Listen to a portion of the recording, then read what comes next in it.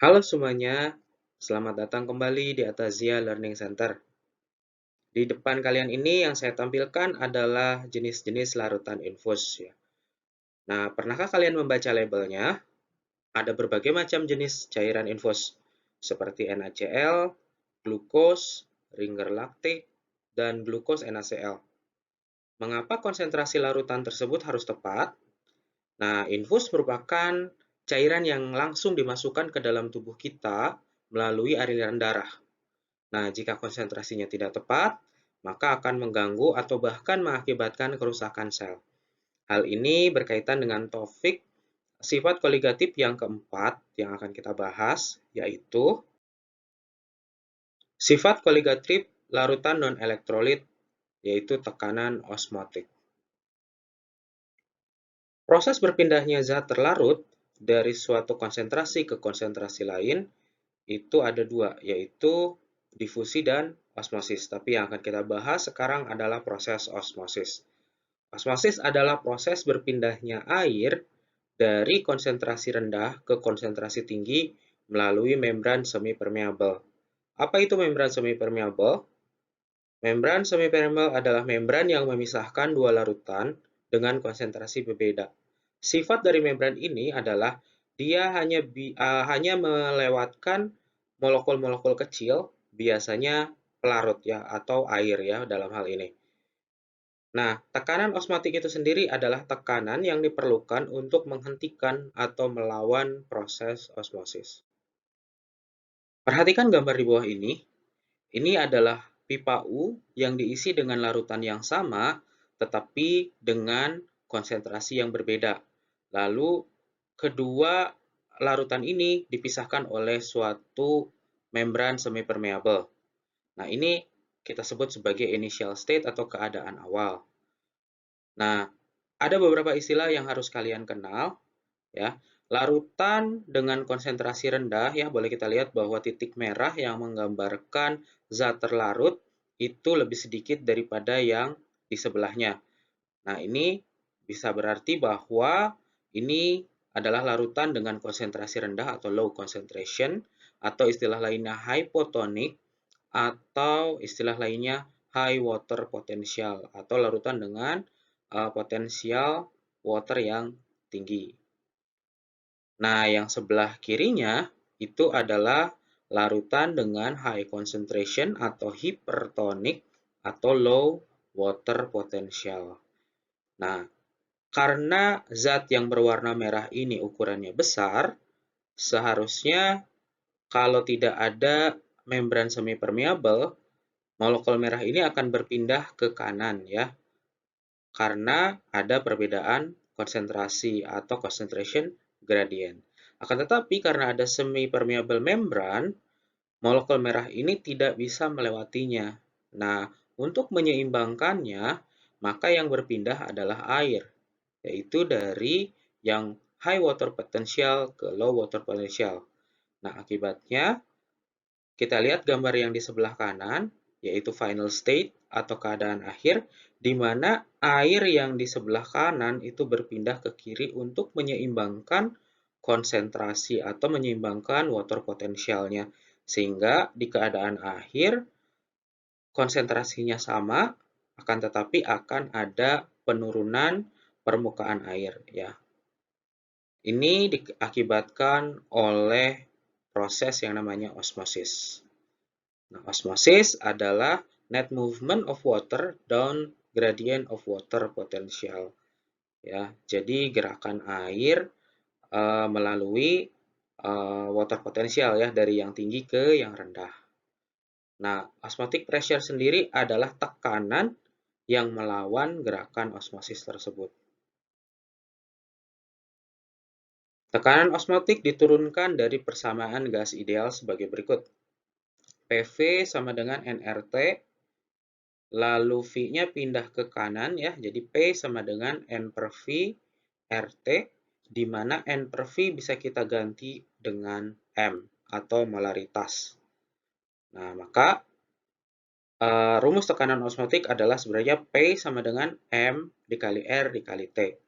Akan tetapi untuk menggantikan atau untuk mengkhususkan bahwa tekanan ini adalah tekanan osmotik, simbol P diganti dengan V. Ya, sehingga rumusnya adalah V sama dengan mRT. Di mana V adalah tekanan osmotik, satuannya atm, M adalah molaritas, satuannya M besar atau mol per liter, R adalah tetapan gas ideal, kita pakai 0,082 liter atm per mol per Kelvin. Dan T adalah suhu mutlak yang dinyatakan dalam Kelvin. Ya, di mana suhu mutlak ini adalah suhu dalam derajat Celcius ditambah dengan 273. Nah, berikut ini adalah contoh soalnya. Misalkan, berapakah tekanan osmotik larutan yang terbuat dari 3 gram urea, CONH22 kali, yang dilarutkan ke dalam 1000 ml air pada suhu 27 derajat Celcius? Maka, kita hitung dulu MR dari urea. Ya, 1 kali AR karbon ditambah 1 kali AR oksigen ditambah 2 kali AR nitrogen ditambah 4 kali AR hidrogen. Dan hasilnya adalah 60. Maka massa molarnya adalah 60 gram per mol. Nah, lalu kita masukkan ke rumusnya. Molarity-nya atau molaritasnya adalah gram per mm dikali 1000 per V, yaitu 3 per 60 dikali 1000 dibagi 1000. Maka hasilnya adalah 0,05 molar. Maka tekanan osmotiknya dapat dihitung dengan rumus V sama dengan M dikali R dikali T. Ya, maka kita masukkan angkanya 0,05 dikali 0,082 dikali suhu dalam Kelvin ya, 27 tambah 273 menjadi 300 dan hasilnya adalah 1,23 atmosfer. Oke, contoh soal yang kedua. Berapakah tekanan osmotik larutan yang terbuat dari 4,5 gram glukosa C6H12O6 yang dilarutkan dalam 1000 ml air pada suhu 25 derajat Celcius? Maka pertama sama ya, kita hitung MR-nya. 6 kali AR karbon ditambah 12 kali AR hidrogen ditambah 6 kali AR oksigen. Maka MR-nya adalah 6 kali 12 tambah 12 kali 1 tambah 6 kali 16. Hasilnya adalah 180.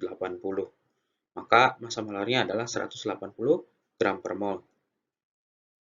Sehingga molaritasnya dapat kita hitung. Gram per mm dikali 1000 per V sama dengan 4,5 per 180 kali 1000 dibagi 1000. Hasilnya adalah 0,025 molar. Nah, maka tekanan osmotiknya dapat kita hitung ya. V sama dengan mRT.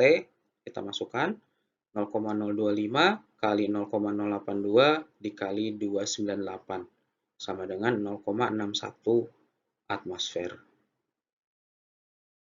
Nah, berikut ini adalah istilah-istilah yang digunakan dalam tekanan osmotik ya. Pertama adalah hipertonik.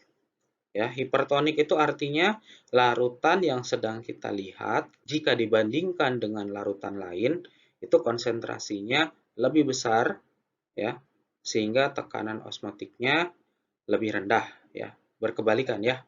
Kalau konsentrasinya tinggi, maka tekanan osmotiknya lebih rendah. Lalu hipotonik itu larutan dengan kepekatan atau konsentrasi yang lebih kecil dibanding dengan larutan lain, sehingga tekanan osmotiknya berkebalikan ya. Ini tekanan osmotiknya lebih besar.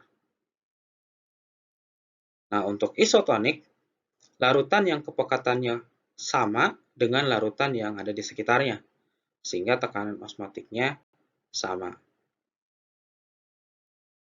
Nah, berikut ini adalah aplikasinya ya, seperti kita sebut di awal tadi, adalah untuk pembuatan larutan infus.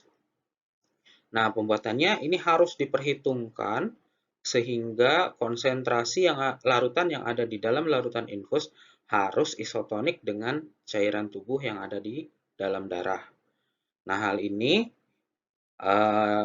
agar sel tubuh tidak mengalami penyusutan atau shrink atau crenation pada kondisi hipertonik atau mengalami pembengkakan atau swell atau pecah ya, burst pada kondisi hipotonik.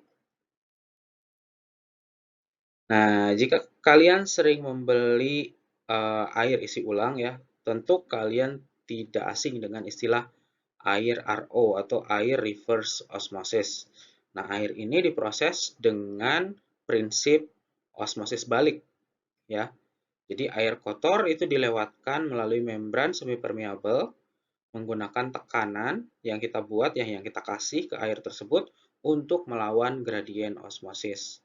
Sehingga kotoran tertahan pada membran dan terpisah dari air bersih. Ya kalau kita pakai prinsip osmosis kan seharusnya dari pure water itu ngalir ke air yang nggak difilter ya. Tapi ini kita kasih tekanan yang lebih besar dari tekanan osmosis. Sehingga air bisa tersaring oleh membran semipermeabel. Oke, sekian dulu video dari saya. Sampai jumpa di video berikutnya. Jangan lupa jika ada pertanyaan boleh di chat di kolom komentar. Jangan lupa subscribe dan like-nya. Terima kasih.